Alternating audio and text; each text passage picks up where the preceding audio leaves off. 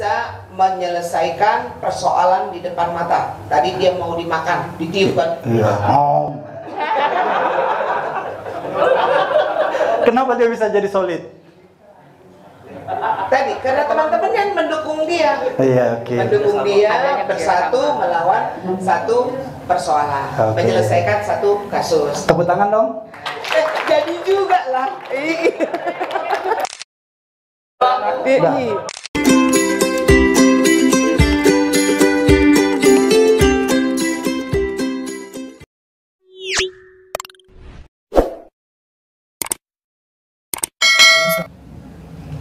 Bagaimana kita melakukan suatu pekerjaan ibu rumah tangga jika lapnya kotor, apa yang kita hasilkan?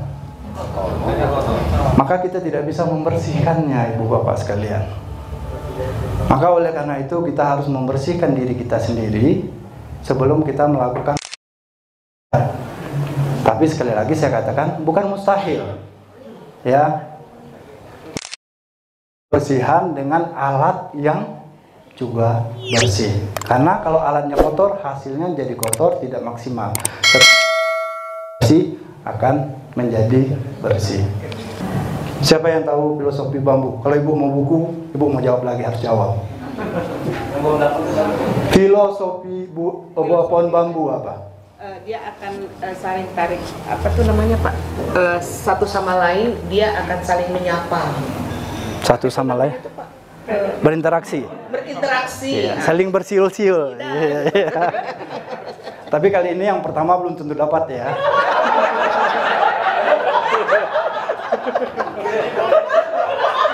Langsung berdiri ya. Ada yang mau jawab? Filosofi pohon bambu. Boleh Mas, tolong dikasih lagi mic-nya. Dari akar sampai ininya dia bermanfaat, Pak. Yakin Pak? Bukan pohon kelapa itu. Ya itu sebetulnya pohon kelapa, tapi karena Bapak kasih contohnya bambu. Oke. Bisa dipakai, Pak. Dari kecil aja bisa dimakan, Pak. Rebungnya dimakan ya Pak ya? Iya. Nah itu ya artinya dia. Ya itu, Pak. Oke, terima kasih. Tepuk tangan dong. Ada lagi yang mau jawab? Jawab Pak. Ya. Silakan. Jadi kan kalau muda dia nggak bisa dipakai untuk buat rumah, tapi kalau sudah tua, kuat. Iya. Jadi semakin tua dia semakin kuat, Pak. Iya. Semakin tua semakin kuat ngalahin manusia berarti Pak ya. Semakin tua semakin lemah. Oke, terima kasih Pak. Izin Pak, terima kasih.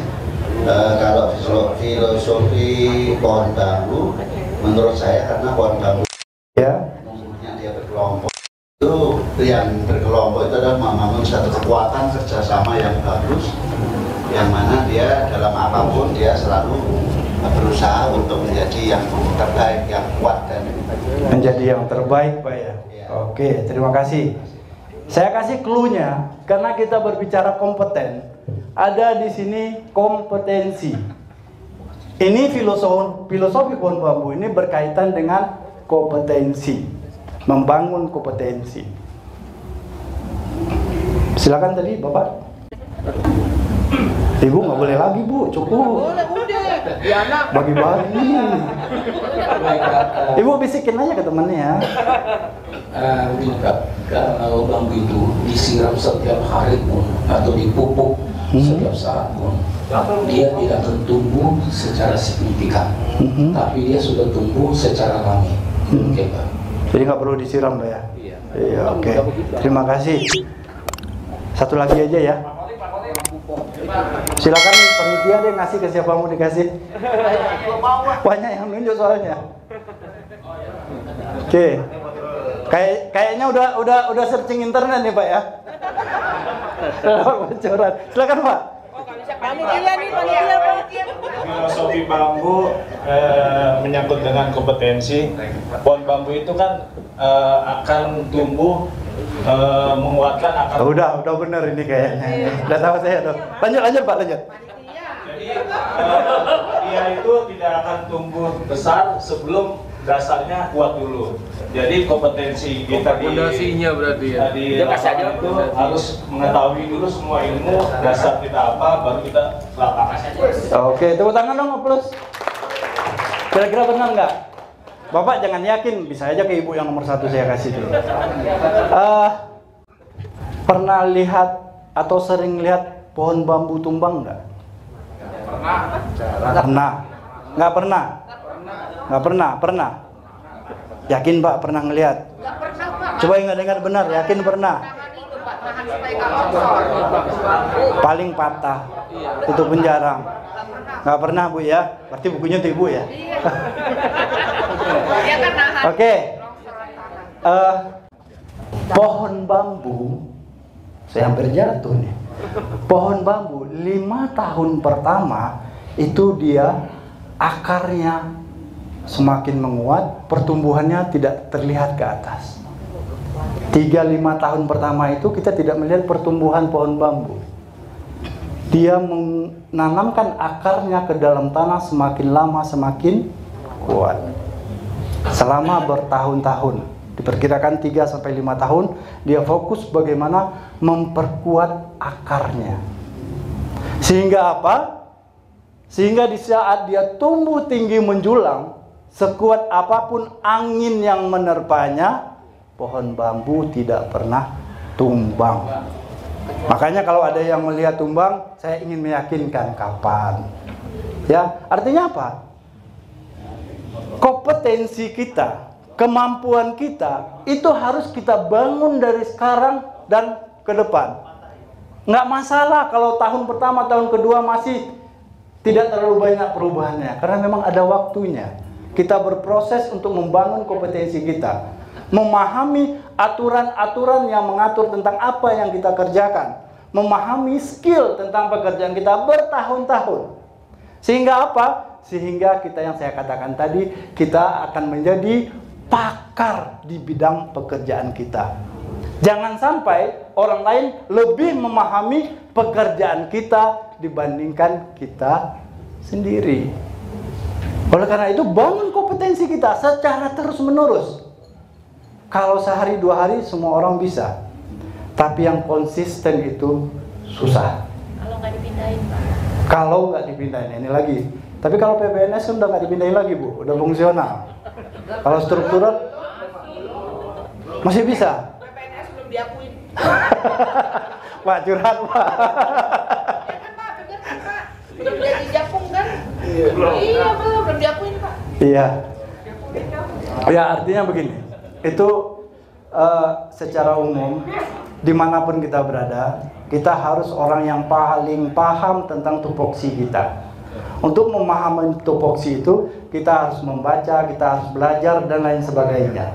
Kalau tidak, masih ditemukan ada orang lain lebih paham kita dibandingkan kita sendiri. Ini masih ditemui Pak, walaupun jumlahnya sedikit.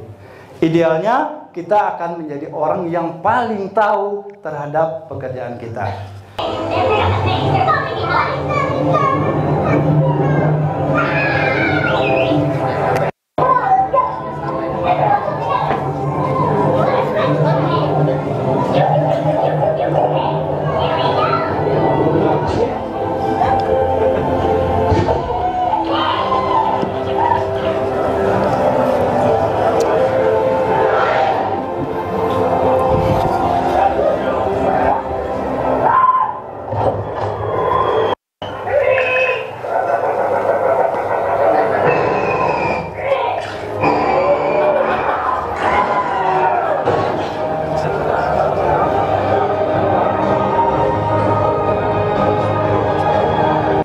Atau saya ulang? Oke, ulang deh. Kali ini buku harus ada sama. Kebutuhan Pak, itu kebutuhan apa keinginan? Saya pegang ini Bu. Bisa Pak?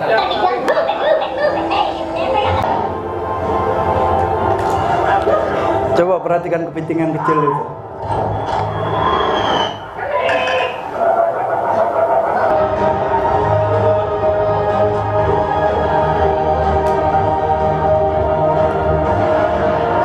Sebenarnya salah ini kuisnya, jawabannya udah ada di belakangnya. Tapi nggak apa-apa, silakan Bu. Silakan. Kerjasama tim yang baik Ha-ha. akan menghasilkan pekerjaan yang baik. Terus? Apalagi lah. Cukup itu. Ada solid-solid. Saya udah pegang buku nih. Udah tadi karena tim yang solid jadi solid, kerjanya baik. Oke. Oke. Kenapa dia bisa jadi solid? Jadi bisa menyelesaikan persoalan di depan mata. Tadi dia mau dimakan, ditiup kan? Iya. Kenapa dia bisa jadi solid? Tadi karena teman-teman yang mendukung dia. Iya, oke. Mendukung dia bersatu melawan satu persoalan, Oke. menyelesaikan satu kasus. Tepuk tangan dong. Jadi juga lah. Udah. Oke. Bapak yang di belakang tadi? Jadi juga buat aku.